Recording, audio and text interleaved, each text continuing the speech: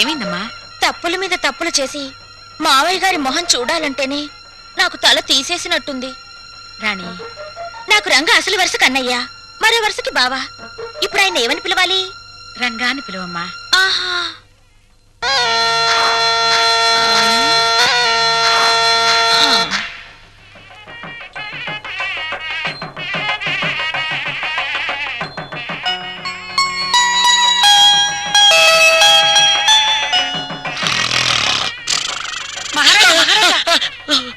మీరు ఎప్పుడైనా జైలుకి వెళ్ళారా?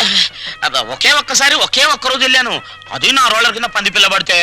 అక్కడ కోడికల కొండలరావుని చూసారా? ఆయన ఎవరు? నా మొగుడు. ఆ ఈ చాలు గాని ఇంకా చూసుకోండి. ఏంటది? పెళ్ళి.